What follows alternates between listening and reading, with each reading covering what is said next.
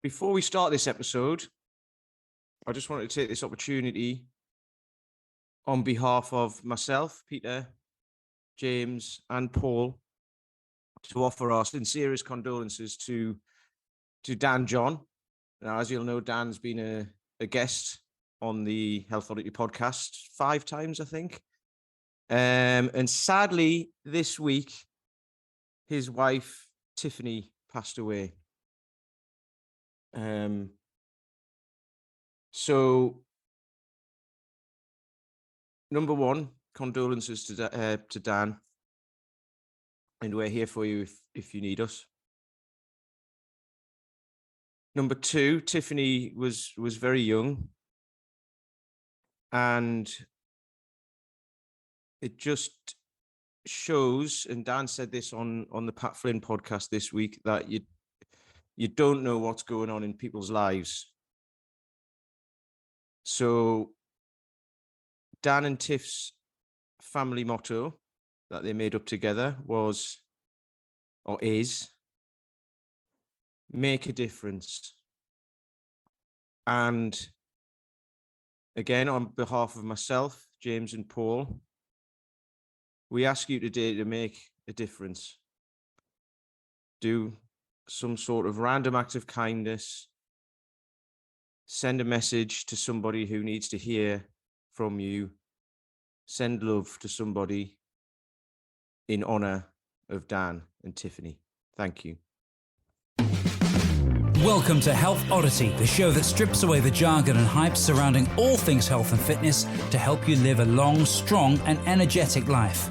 Lining up at the bar this week, here's Peter Lant, Paul Bassett and James St. Pierre.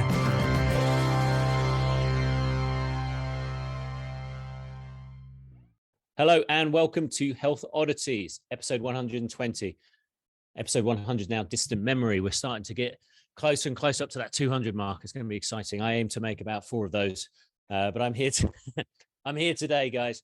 I've got a great guest who I've been lurking in the background of the YouTube algorithm, watching his videos for some time. But I'm here with full house of our usual hosts, Peter and James, sitting there, eager to listen to our guests, but also eager to impart knowledge themselves. So, James, what have you been up to? I saw from your Instagram posts you've had the kind of fantasy of all gym owners, which is to gear out their gym with some new equipment. So, how's that been? Yeah, it's been really good. We shut for a couple of days, Friday, Saturday, and had a bit of a refurb, kind of brand new flooring, and got rid of some old equipment and some old stuff, and just updated things, and just kind of had a bit of a restructure and a reorganize, which is always good. I think every couple of years, I think it was 3 years ago we did it last time, so that was really good. Is it informed by your training that you just suddenly realized that clients are training in a particular way and certain space became redundant? Yeah, just because we've got a number of trainers that work with us.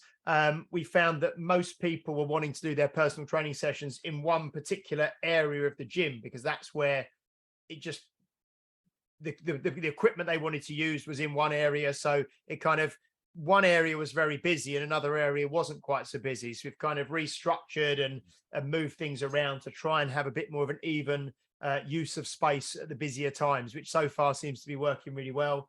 I'm off to Norfolk this weekend for a weekend, just do some swimming in the sea down there, see how I get on in the cold sea, and do some reading and listen to a few podcasts and things like that. So I'm off to do that tomorrow. So all in all, it's a pretty good week. Needless to say, you had the last laugh. Oh, come Alan on. Partridge. Yes, come on. Partridge reference. I know. It's got the microphone. But with me. Peter, you usually get a kind of obscure English sitcom reference. You're on mute. Oh yeah, I was. I can't think of one for that other than Alan Partridge, because that's Norfolk. Classic Norfolk, yeah. Classic Norfolk. Yeah. Well, I'm doing all right. What have you been up to? Yeah, thanks for asking. I mean, usually you come out with a million things and ask you a question in silence. Hey, well, number one, I feel like a newsreader at the minute because I'm sitting here in my pajama bottoms because I've just got back from a walk with a dog and it's chucking it down. So I had to change everything because it was wet. And and I've got a new piece of equipment as well. So there you go. You going to tell us what it is? Not quite the same as James. Yeah, it cost about 12 quid, and it's the thing that you wedge under the door, and you can do Nordic hamstring curls. Oh, they're pretty good. I've got one of them. Yeah, it's great. So I had a go. Bench is like 600 quid, isn't it? Oh, it's ridiculous. I looked it up, and it was like, they cost a fortune, and I was like, okay, let's not do that. And then it turns out you can use a towel anyway and just tie a knot in it. But But I do those straps now as well, don't they? Nordic straps that you put around a bench. So you kneel on the bench and you just basically strap your lower legs to the bench, and then you can, Well, I've got a cost-saving version of that. So if you already own some Olympic rings, you just use that. That's what I used. Anyway. So that's that's only cost saving if you own Olympic rings. Exactly. Yeah. Okay. Everyone just because obviously everyone's got some Olympic rings hanging around, haven't they? Literally. Yeah, it's how I brush my teeth doing the Iron Cross. Yeah. But anyway, this brings us on to our guest talking iron. Lovely segue there. An Iron Man. Have you done an Iron Man? I'm not sure, but I'll get onto that in a second because I came across Mark Lewis because, like anyone who's surfing the internet and spends some time on YouTube, particularly if you're searching for fitness kind of tips and tricks and reviews, etc., then you're going to come across some interesting kind of videos. And Mark was one of those. Mark Lewis has got a great YouTube channel that if you haven't checked out, you really should. And recent one that really caught my attention was trying to match Kipchoge's 2-hour marathon pace, which looked insane, particularly as the treadmill didn't even go up to the required speed. But you set the video up with you kind of lying on the floor trying to recover. So that gave us some insight into kind of how hard it was. But Mark not only has his own journey into health from feeling unfit and working in the corporate environment and deciding to make some life changes, but then had the motivation to actually do something about it, and then decided to tell everyone how to do it themselves, gives them tips, shows his mistakes, warts and all, and gives such helpful advice. And every video is a little journey, a little exploration. I can see most of the videos are around endurance, which is fascinating for me, but we don't always cover so much endurance stuff on this podcast. But we've had Phil Maffetone on board. So if you haven't heard the Phil Maffetone podcast, that's an excellent insight into how to train effectively for endurance. But Mark's videos are a great gateway into just learning about what it takes to get yourself fit. So Mark, welcome, and thanks for finding the time today. Thanks for having me on. I should say straight away, I feel very at home because I had Olympic rings. I did chop them up to turn them into a Nordic curl strap. I did Nordic curls yesterday, and I'm currently looking at clips on my desktop of Alan Partridge because it was going to feature in my next video. So this is almost surreal. Yeah, I'm not. That's what we do. You see, we just read your mind before you even. Freaky. I've got Alan Partridge doing the "You got your fog lights on" scene. Oh, brilliant! Yeah. On my desktop as we speak. That's if I do believe that's it's Roachford cuddly toy. In fact, a quick Roachford story. I love that Roachford story, brilliant. I love that scene so much that so stars have aligned. I dragged my wife a few years ago to Henley Rewind Festival, where Roachford was appearing. My wife's a bit younger than me, so had no idea who Roachford was, let alone Alan Partridge. And Roachford opened the afternoon and absolutely killed it. I don't know how old the guy is now, but he did it was like a 15-minute cuddly toy rendition. I was in Roachford heaven. I was tempted to start yelling, "You got your fog lights on," and see if I could get a kind of an Alan Partridge Mexican wave going throughout the crowd, but that didn't happen. That's a bit like that's a bit Peter Kay, isn't it, with Tony Christie? And what was the song? Amarillo. Amarillo. Yeah. So there you go. I use that song for spinning quite a lot. That Roachford cuddly toy. I think it's amazing. Brilliant. Yeah, it is on my playlist of it's up there with Rocky and all the other stuff. Yeah. Brilliant. Do you shout? You got your fog lights on a lot, then, James, when you're doing it? When you do? I don't, but I do in the car all the time. And in fact, if anybody in my car, my kids, my wife, sees somebody with their fog lights on, they will all now shout it as well. I feel like I've passed. I could hit by a bus tomorrow, and I will be leaving people behind to police fog lights on the M4 on my behalf. Well, look, I mean, thanks for finding the time today. So, I mean, many people may have come across your channel, but I suppose that would be interesting for our listeners who I think fall right into the slap bang into the kind of people you're talking to on your channel.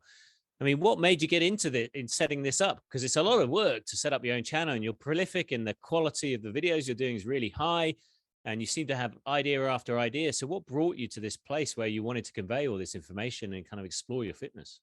I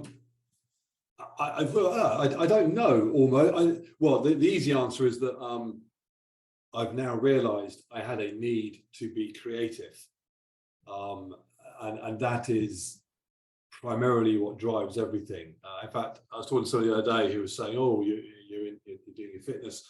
Have you thought about the next step?" Or not the next step, but another step, which would be kind of private coaching. And I said, well, "Hang on a minute, you're kind of, that isn't the direction I'm even going in. That would be like saying Rocky or Stallone, rather, having made a few Rocky films, is the next step to become a boxing coach.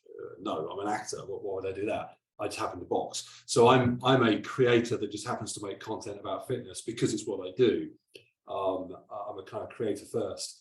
So, and I think that's helped me a little bit in that when I sit down and think, what do I want to make a video about? I think about the creative process and telling a story and trying to make it entertaining and funny ahead of almost the content, if that makes sense. But it didn't start there. It started simply because in 2018, I was about to go to Africa on my motorbike, and I'd done it a couple of years before, taking a bunch of GoPros and filmed stuff that I thought was epic at the time, riding across the Namibian desert with my GoPro on my head. Got back home and realized it was just tedious and boring because it's just a desert.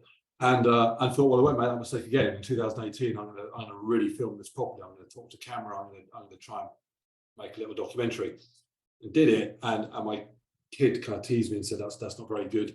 So I said, well, I'll set up a YouTube channel and show you idiot. So that was it, really. I just literally set up a YouTube channel to make my kid look daft.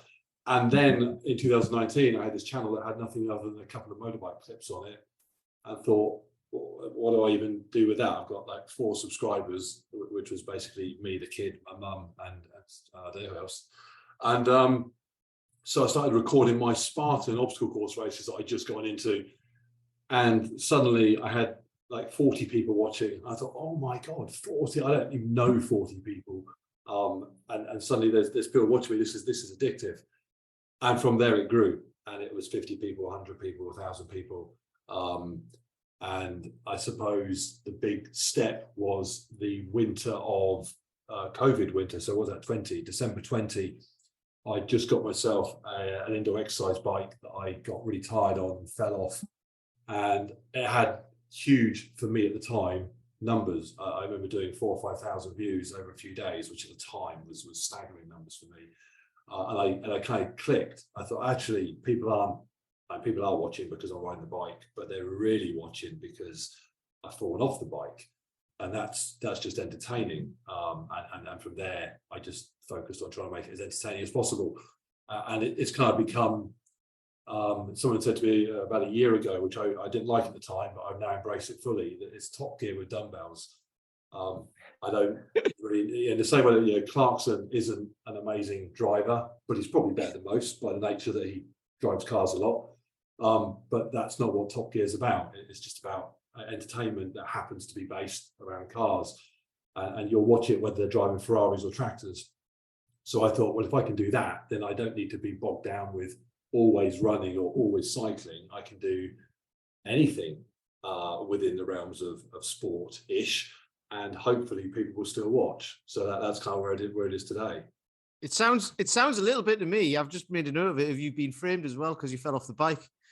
So, well, like people laugh at that and they go, "Oh, brilliant!" And then you're like, "Right, I'll do loads and loads of bloopers, shall I?" I mean, you're right. I mean, and that's why you mentioned that I started the Kipchoge video of me kind of lying on the treadmill, exhausted. And yeah, there is obviously an element of people just enjoy seeing other people struggling.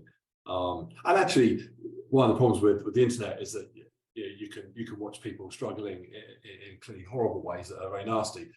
What's quite fun, hopefully, with the channel is you get to watch me struggling and know that clearly I'm fine. In fact, I'm actually enjoying struggling. So it's you can have high moral standards and still laugh at me. Well, that's the thing. I mean, a lot of people don't enjoy fitness. So, I mean, you've been on your own health journey. I mean, what led you to enjoy it? Just take it. Why take it so seriously now? I mean, I know you're not taking it seriously because you're being creative and having fun, but you're really you really kind of make sure that when you do something, you really focus on doing it properly. Yeah, I think the thing that clicked for me was getting a bit older. I was 49 last week, so getting older was I was quite lucky because I mean, kind of going back a bit, when I was early 30s, I was probably about 23 stone, something like that. I mean, very heavy for a human. And then lost weight as I approached my 40s, but really in my 40s started to kind of kick it up with doing some 5K park runs and stuff, albeit at sort of 45-minute times and so on. I was very, very slow. And had I been involved in sport and fitness and so on in my 20s, I would have probably got sucked into trying to be amazing at whatever I did, because I just have a personality where if I pick something up and enjoy it, I get overly fixated on it. It's to the detriment of all else.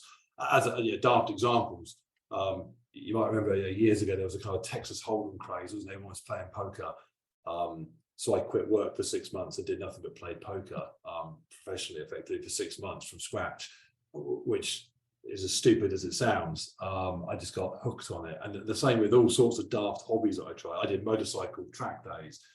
And before I know it, I was doing a track day every week and traveling around Europe. And again, it wasn't very good. I was just obsessed with getting good. But when I got into fitness in my 40s, I had to accept that I was 40 plus and wasn't ever going to be great at anything. And that realization just freed me completely to do things without any real target other than have fun and see if next time I do it, I can go better. And so I started entering things that I would deliberately not be very good at, like ultra marathons and stuff, because why not almost? Like, why go and do something that I'm built for and get bogged down? And a good example is I'm 6'6", I'm 220 pounds. So naturally, I'm a good rower. I never train on the rower, hardly ever. I can get on the rower and I'm pretty competent. And so people have said, oh, you should enter to do indoor rowing championships. And I kind of think, why? I might come sixth and be annoyed that I didn't podium and all that nonsense. I'd rather go in an ultra marathon and come 400th and then go back next year and try and be 350th or something. I just enjoy living in that place where it's a real challenge and I can make some big jumps forward, rather than at the peak of anything where it comes down to, have you improved by half a second this week and all that sort of stuff. I just don't enjoy that anywhere near as much. And I deliberately seek out activities that are going to put me almost back to the bottom of the pile. When I first started running, I would do park runs and be staggeringly slow, but love the fact that every week I'd be 20 seconds faster. If I go to a park run now, I mean, sometimes I'm faster than I used to be, sometimes I'm slower. It's because I'm at the top of my 5K game at the moment.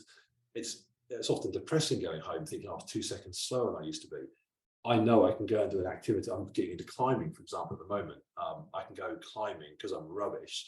I know when I go next week, I'll be a huge chunk better. I love that. Newbie games, basically. I just kind of seek out newbie games in everything, which is really enjoyable and fun.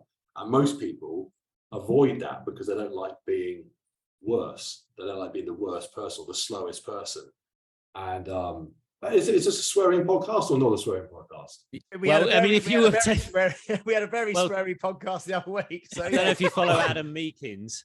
There was a couple of. You better get a few in now if you're going to be in. I was just going to say I just don't give a shit anymore. I don't care that I'm like, if I line up on an ultra marathon, I enjoy not looking like I belong, but being there anyway. I mean, young people nowadays talk a lot about imposter syndrome and being worried that they're not good enough to be where they are and that sort of stuff.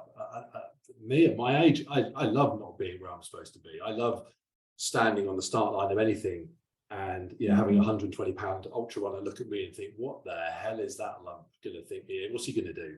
And And I love that. I love being out of place and just thinking, yeah, I don't care. I paid my fee. I'm going to get my medal. I'm not going to beat you, but equally, if there's a deadlift competition halfway around, I'll kill you. So I just enjoy that. I enjoy that place, and I see young people, kids, teenage kids, and I see young people now that get so obsessed and focused on being the best and living your best life, and get up at 4 a.m, and otherwise you're not going to achieve everything you possibly could. And I just think, who cares? Crikey, one day you're going to be dead. In the meantime, have some fun. I despair at people's obsession with being elite and amazing, unless you're making a living from it. If you are getting paid nicely to be the best in the world or whatever, crack on. That's your job. But when it's your hobby, I just don't get it. I love that. This is one of the things. Number one, I used to years ago. I didn't do I used to do half marathons, but not do them. I used to enter them and run them because I was trying to get fit. Same as you. And I used to be not the opposite, but I'd look like I'm only little, so I might look like a bit like a runner. And then there'd be some fat bloke standing next to me there, and I'd be like, "What are you doing?" And then he'd shoot off in like an hour. Whoa, what happened there? But and I love that. I mean, I did running half marathon last year, and towards the end, I did my half marathon, 1 hour 36, which is it's not a bad time at all. But towards the end, little old ladies, literally little old ladies, 70-year-old ladies were going past me. I couldn't keep up, and I love it. I mean, I'm literally applauding them as they're going by. My mate's mum beat me. So when you're doing something, my mum could do better than that.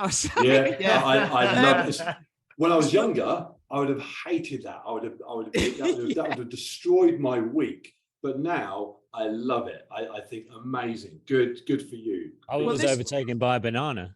Yeah, this is what I want to talk about. What you said at the beginning of that was like you got into your 40s and then you were like, do you know what? I don't want to be the best at this, and I don't want to get into it and get like not necessarily obsessed, but just get into it and then think like, I want that goal. I want the goal. And we've spoke about this a lot, and I'm talking about this a lot right now. Is like people set a goal, and then they go, right, I need to get to that goal. I need that goal, and then they try to fast track it or whatever. Rather than just nothing. How many times have you heard that? Rather than just turning up and enjoying the process and just going through it. And then if you enjoy it, you're going to get better naturally anyway, because you enjoy turning up. Whereas if you don't enjoy it, you go and find something else, which is, you're kind of the epitome of that. You're just going around doing things like, oh, do I enjoy this? Do I not? If I don't, I'll crack on. I might enjoy it. And if I don't, after a while, I'm not a masochist. I'll just go and do something else. Absolutely that. Actually, I should say, I don't know if you guys can hear, it's starting to rain in my outdoor office. So if you hear noise, can't hear it. No, can't hear it. I would say though, you do things properly. It's not like you crack up like kind of pretty out of condition. You're like, okay, I'm going to focus for this time period. Yeah. So here's my kind of philosophy on where I want to be. And in fact, it's quite funny because when would it have been? Back a couple of years ago, I did a video where I mentioned how my park run time, I just got under 20 minutes, which again, 6'6", 220, no experience of running other than the few years prior to that. Under 20 minutes, I felt was a pretty good time. And it certainly put me in the top handful of people at my local park run. So I was very happy with it. And I also was very happy with it to never be faster. I was quite content that even now, there's a bit of me would love to go under 19, but whatever, who cares? I don't really mind. And I kind of coined the phrase, which I didn't realize I was doing at the time, by just saying I'm now above average. I clearly am above average. 20-minute park run is well above average. And that for me is a sweet spot. I don't want to be at the bottom of the pile, because who the hell wants to be why would you want to be at the bottom of the pile? In fact, given the state of the nation, any nation, anywhere in the world, if you're in the bottom half you're just, that's a very low bar to even start with. So nobody wants to be at the bottom. Being at the top, again, if you're making your living at it, fair enough, but it's not all it's cracked up to be. I mean, the amount of effort, time commitment, a financial commitment, even health commitment. And people think that elite athletes are all super healthy. That's not necessarily the case at all.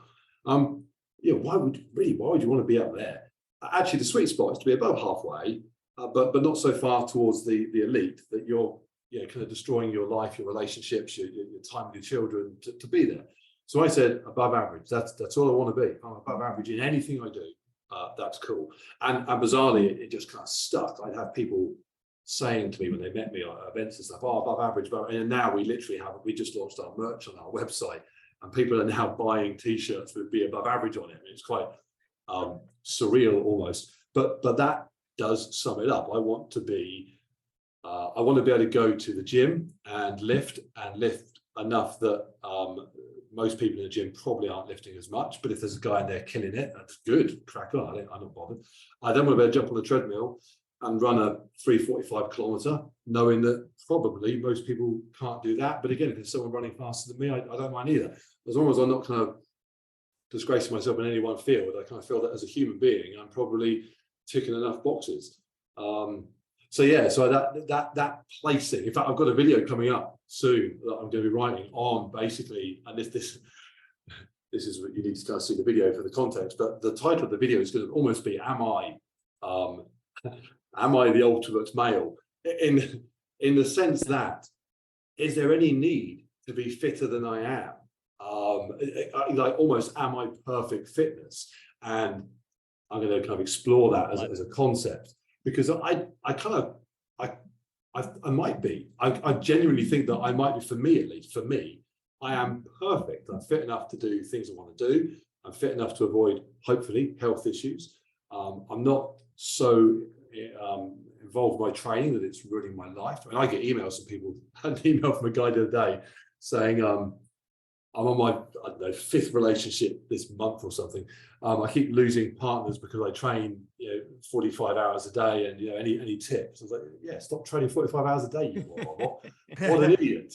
I mean, how little do you value clearly relationships with other human beings if you're I love the way people do that. Have you got any tips?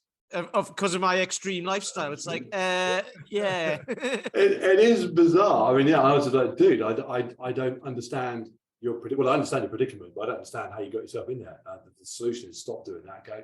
Have date night or something. Almost like you're an antidote to. I mean, one of the things that they've got now on YouTube is the YouTube Shorts, and if you get sucked into that, then you'll just see like David Goggins, Jocko. Yes. You'll see all these things. And those guys, they have great things to say, but there's a lot of these kind of snapshots of people just going like, if you're not getting up at 5 a.m., if you're not doing this, if you're not just killing each day, and that can be quite, I'm not saying like, let's work to the lowest common denominator, but it's like there is a different message that allows you to have the best life as well. Yeah, I think the trouble with Jocko and Goggins, and I follow those guys. I get Jocko's Instagram of his watch at 4:30 every morning. Hashtag aftermath. Yeah, and I think if you are old and sensible enough to, in fact, this is something I talk about on YouTube a bit as well. People seem to have lost the ability nowadays to be inspired in a sensible way. So when I was a kid in the 80s, I would watch Rocky, for example, and I would be inspired. But I wouldn't be inspired to become a short Italian-American boxer. I'd be inspired to go and, whatever, basketball or running or swimming or whatever. I would take my inspiration and then use it for me. Or I'd watch Superstars and I'd think, oh, wow, Brian Jack's doing 1,000 dips a minute. I'm inspired. But I'll then use it for my own purpose. What happens now is that for some weird reason, people watch YouTube or wherever, and they think that inspiration means duplication. And they think, oh, I'm inspired by Jocko getting up at 4:30 in the morning. I'll get up at 4:30 in the morning. What? When I'm inspired by Jocko, well, I'll get up at 4:30 in the morning for anything other than a really exotic flight somewhere, maybe. So I don't get why people, I say to people a lot on my channel, watch what I do, enjoy what I do, hopefully be inspired by what I do, but you don't need to do what I do. I mean, if you want to, cool. But one of the best emails I ever got was a lady in Nebraska or somewhere that said, I'm 66 years old, I'm massively overweight, my dog even is too fat. I'm watching your videos, I'm inspired. Me and the dog are going to go and walk. It's 2 foot snow outside at the moment, so we're off for a walk. I'm going to lose weight. She said, I want to be an above average granny. And I thought that's it. That is inspiration. I then get other people email me, like after the Kipchoge video, moaning that I did it on a treadmill, and aerodynamics mean that it's not quite comparable to being outdoor. What are you idiots? You are struggling. Inspiration doesn't mean copy me or Jocko or Goggins. It means watch something, get pumped up about it. You can take, here's an example. I'm rewatching The West Wing with my wife at the moment because she's never seen it. I watched the other day, for anyone that's a West Wing fan, the Two Cathedrals episode, which is awesome. I ended that episode just absolutely pumped to get up the next day and go running. So I'm motivated by watching someone decide to run for election, and I then go for a run. I didn't wake up and decide to be Martin Sheen and enter American politics. I just don't get why. And my kids are the same. They'll say, "Oh, I'm going to do this in the gym today." Why? Because I saw that guy do it. And I mean, okay, if it happens to be what you're after, then great. But if you're just doing it because you saw someone do it, that's not inspiration at all. That's just a pathway to disaster, because you're not him. You don't have his genetics. You don't have his inverted commas supplements covered. You don't. You're statistically, you're never going to be him. So why even try? It frustrates the hell out of me. Luckily, my demographic is mature, sensible people by and large, and most of them get it, which is nice. I mean, there is a hole in YouTube's demographic of people in their 40s talking to people in their 40s. Yeah. Well, one of my most successful clients, she sat down in a consultation. I said, "What do you want to achieve?" So, well, I'm bumbling on at the moment, and I just want to bumble on a little bit faster. And a year and a half, 2 years now later, she is the most consistent person we have. She's very strong. And whenever I ask her, "Well, how are you feeling today?" She's like, "Oh, I'm all right." Yeah. She never comes in like trying to smash PRs or anything. Just very matter of fact, gets on and does the job. That's really good, actually, because when someone's like that, I'm just bumbling along. It's like they're already being consistent, and that's all it takes. So you just need to be like, it's just like not raising the consistency, just raising the intensity or something like that. Not massively, just like you were just saying, Mark, you do a park run, and then you do like a couple of minutes better the week after, and then a couple of minutes better, and then you get the newbie gains, and that builds up. And then as long as you're consistent with it, then that, Well, because habits are far more important than goals. Yeah. I mean, far more. If you have good habits and you have no goals, it doesn't really matter. But if you have goals and no habits, you're screwed. So you're far better off having just good, wake up daily and do X, Y, Z. I forget the name of the book, Atomic Habits by a guy. Yeah. James, brilliant book. I mean, James Clear. Yeah, absolutely. And some of it, like any book, not all of it great, but some of it is really useful. Make the things you want to do every day almost impossible to avoid doing. So when I walk in my kitchen in my morning, I open the supplements cupboard for my green shake, and it's right in front of me. And what isn't is the Cocoa Pops. I mean, it's just basic stuff like that. And you don't need. I mean, goals are great, and I have goals. But if my goals slip or they fail to materialize, whatever, it doesn't matter. The habits have kept me where I need to be. I can write a new goal tomorrow. If I spend 6 months without good habits, I'm in a hole. Sorry. So go on, James. You haven't asked the question. Sorry, Mark. I was just going to ask: Do you have a kind of a process or a system whereby, when you're focusing on something, whether it be like high rocks or an obstacle course race or an ultra marathon, you're training for something, and you get to that stage where I suppose it's a question we've spoke about on the podcast before, what is strong enough, what is fast enough, what is lean enough? Do you constantly you don't have to constantly get stronger, fitter, leaner, faster, whatever.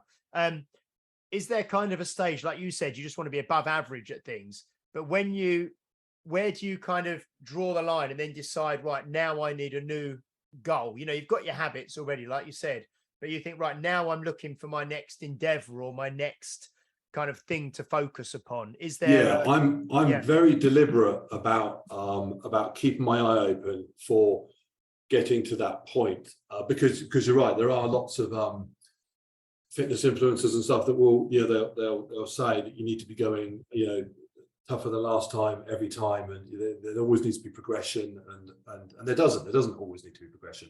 And the trouble is, once you get into your 40s and 50s and beyond, there won't always be progression. I can't get faster in my 80s, clearly. So wake up to that reality sooner rather than later. So what I've got quite good at doing, and High Rocks is a good example. So I did High Rocks, and High Rocks lends itself to me in a couple of areas in a way that just regular running doesn't. There's rowing machines and ski ergs and stuff, and I'm pretty competent on those.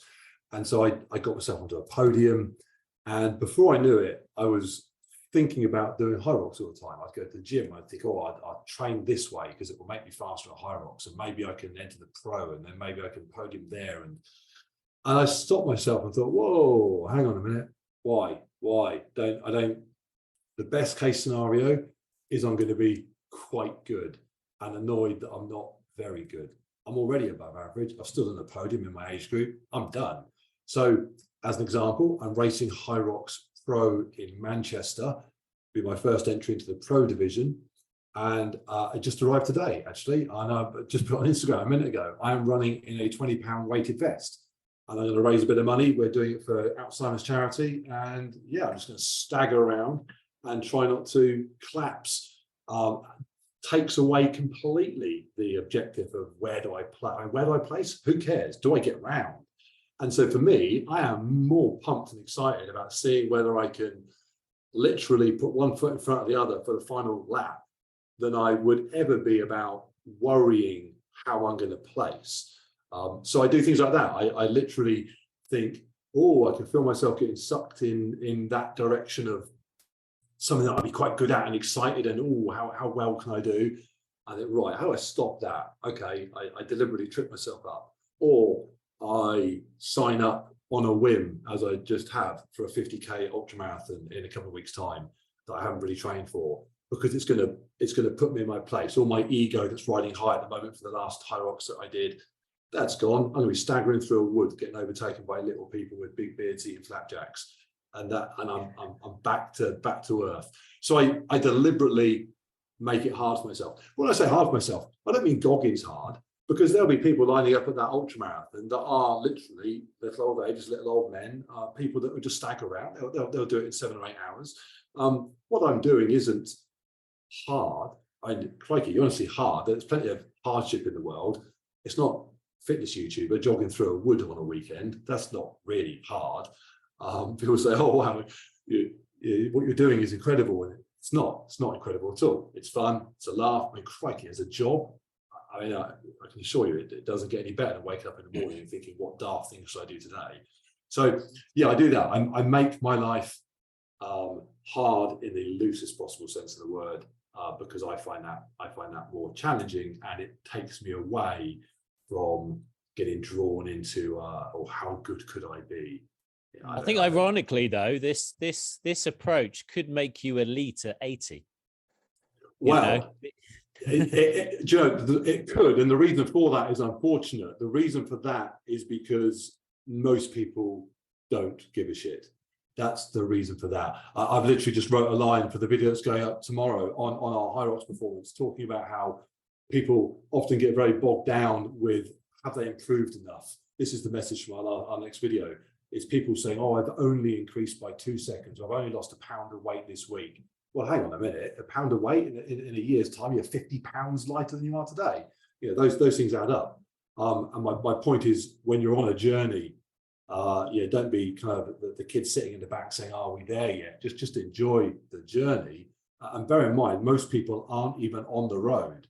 And that's the problem. It's a good problem. I went to Tenerife the other day and did a little Spartan Decker obstacle course type event, and I got on the podium, and I had to remind myself the reason I'm on the podium is because not many people went, and that's unfortunate. I mean, I loved going to events. High Rocks is one of them, where there are thousands of people, and it does make you realise it's not the entire planet that's decided to just eat Pringles and do nothing. So you're right. Yeah, when I'm 80, I will be, hopefully, touch wood, elite, but it will also be because I'm the only person that's 80 doing a park run, and I would love there to be 20 other 80-year-olds destroying me. That'd be the world I want to live in. Unfortunately, that's why I do kettlebell sport, because there's generally 3 other people using the same weight, and they're all different ages and different weights. So you're kind of like in a category of one anyway. Yeah, indeed. I mean, you can And he always make still that, doesn't and win. I lost against myself. It was ridiculous.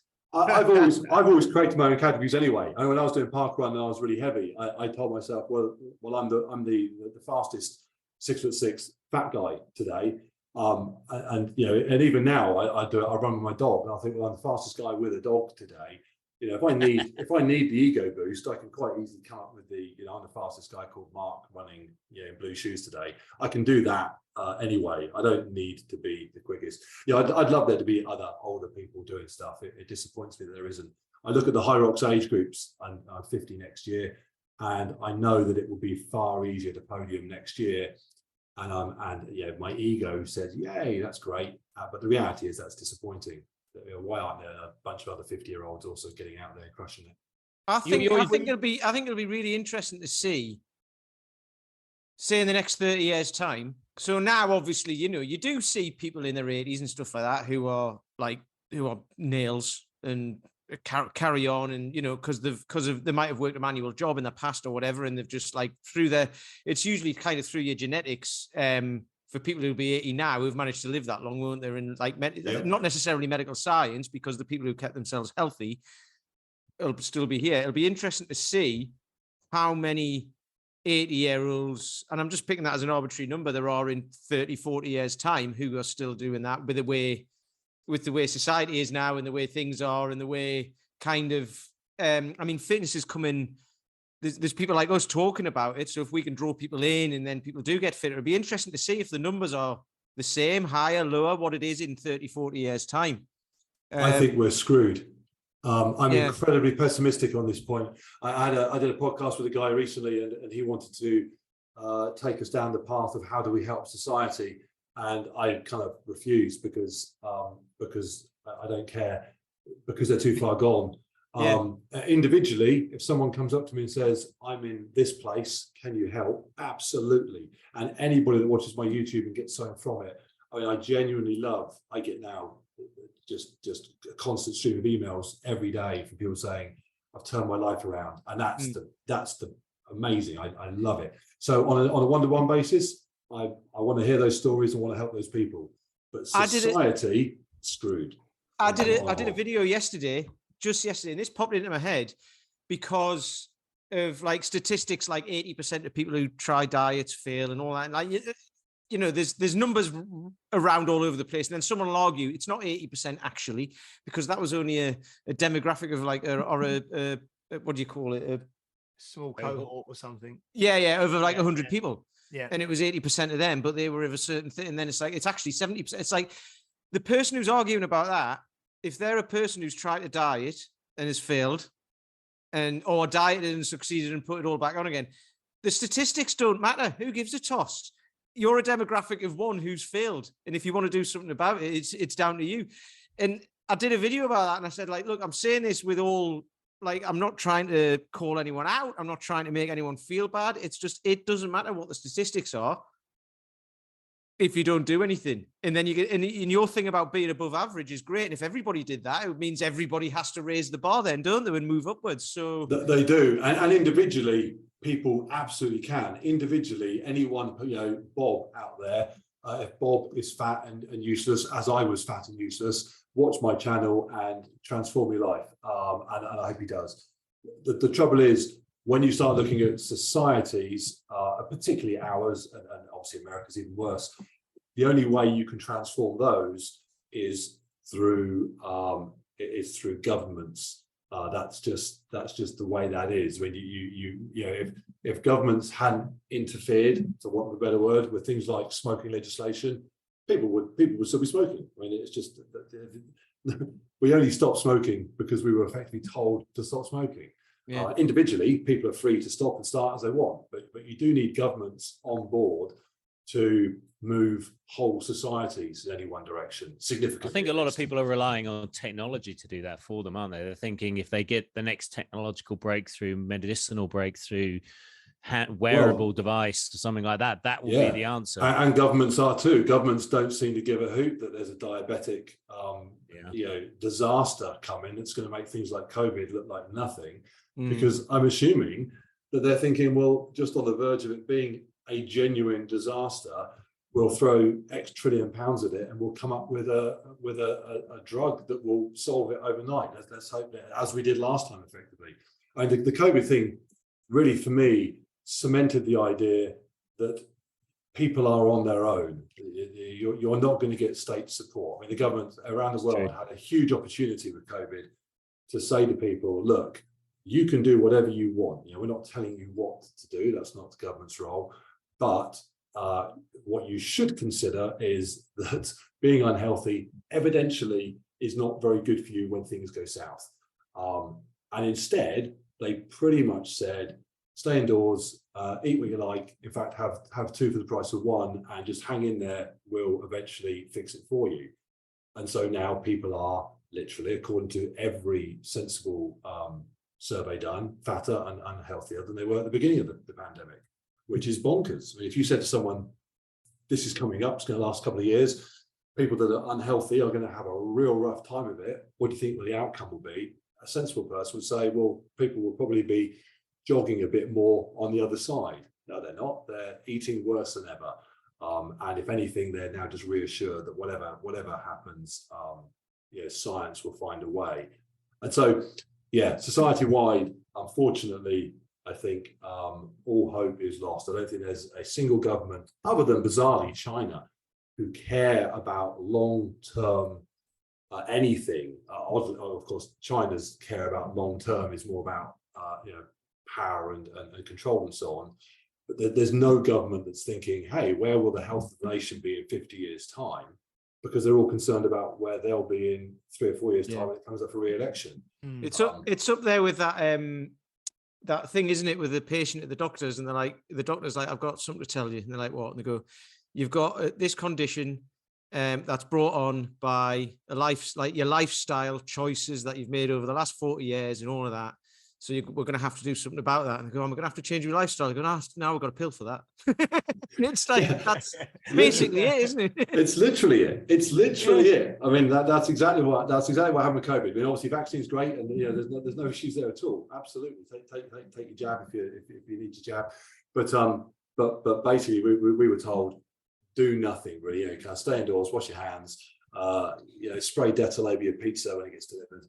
And we'll eventually solve everything for you.